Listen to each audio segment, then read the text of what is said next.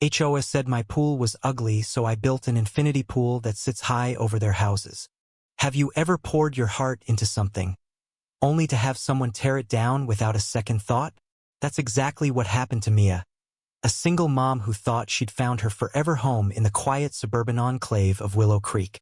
Her backyard pool, a modest but beloved oasis for her and her 2 kids, became the target of a vicious HOA campaign led by none other than Karen Whitmore, the self-appointed queen of neighborhood aesthetics. What started as a petty complaint about unsightly pool toys spiraled into a battle of wills that would shake the entire community and end with a jaw-dropping twist no one saw coming. Mia had moved to Willow Creek seeking a fresh start after a messy divorce. The house wasn't perfect, but the backyard pool was a godsend. Her kids, Leo and Sophie, spent hours splashing and laughing, their joy echoing through the summer air. Mia, a graphic designer who worked from home, cherished those sounds. They were her reminder that life could still be good. But trouble brewed the moment Karen, the HOA president, strutted into Mia's life. Karen, with her perfectly manicured lawn and an ego to match, sent Mia a letter declaring her pool an eyesore. The complaints were absurd. Faded pool floats, a slightly chipped deck, and Gaspa inflatable unicorn that clashed with the neighborhood's aesthetic standards. Mia was stunned. She'd spent months saving to fix up the pool, and now it was being weaponized against her. Mia tried to reason with Karen at the next HOA meeting. She stood in front of the board, her voice steady but her hands trembling, explaining how the pool was her kids' sanctuary. Karen barely looked up from her clipboard. "Rules are rules, Mia," she said, her tone dripping with condescension. "If you can't maintain a proper aesthetic, perhaps you don't belong here." The room fell silent, the other homeowners shifting uncomfortably. Mia felt her face burn but refused to back down. She offered to repaint the deck and store the toys, but Karen wasn't interested in compromise. She wanted control, and she wasn't alone. Her loyal posse of HOA enforcers, led by her best friend Deborah, nodded along like a pack of bobbleheads. What Karen didn't know was that Mia wasn't just a mom with a knack for design. She was a fighter, forged in the fire of a tough childhood and a tougher divorce. Instead of bowing to the HOA's demands, Mia dug into the rulebook. She spent nights poring over bylaws, sipping coffee until dawn. That's when she found it. A loophole. The HOA's guidelines on aesthetic improvements were vague, and there was no explicit ban on pool renovations. Mia's mind raced.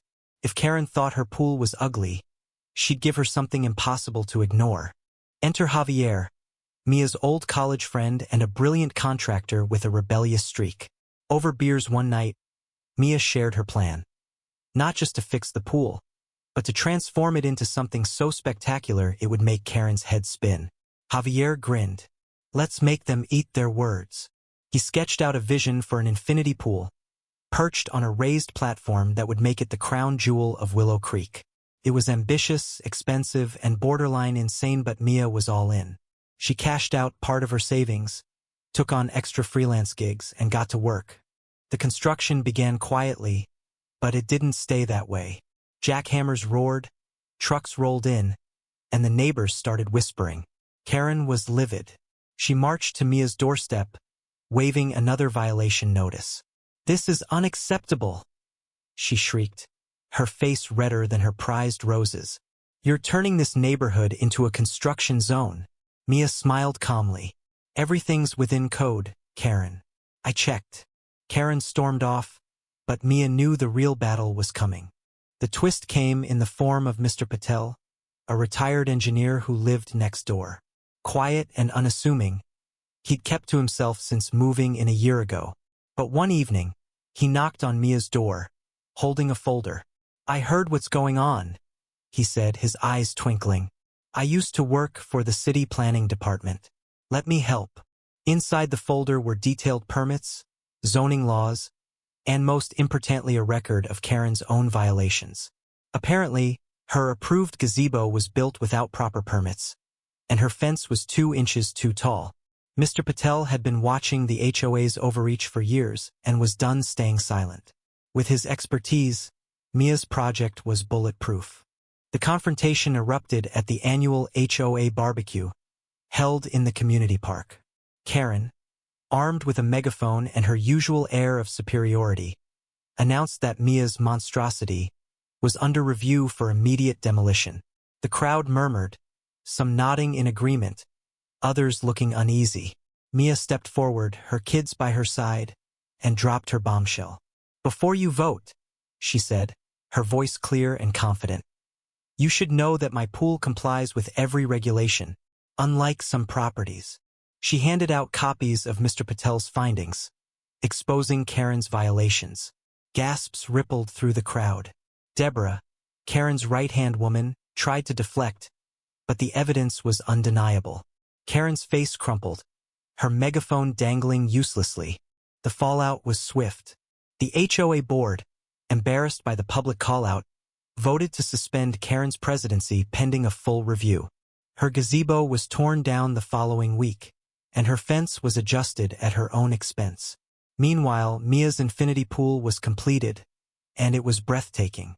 Perched high above the neighborhood, its glass edge reflected the sunset, casting a golden glow over Willow Creek. Neighbors who'd once sided with Karen now stopped by to marvel, some even apologizing to Mia. Leo and Sophie splashed happily, their laughter louder than ever. Karen retreated into her house, her curtains drawn tight. Rumors swirled that she was planning to move, unable to face the community she'd once lorded over. Mia didn't gloat, she didn't need to. Her victory wasn't just the pool. It was the lesson she taught her kids about standing up to bullies and the community about questioning unchecked power. At a neighborhood block party, with the infinity pool sparkling in the background, Mia raised a glass. "To new beginnings," she said, her voice warm but firm.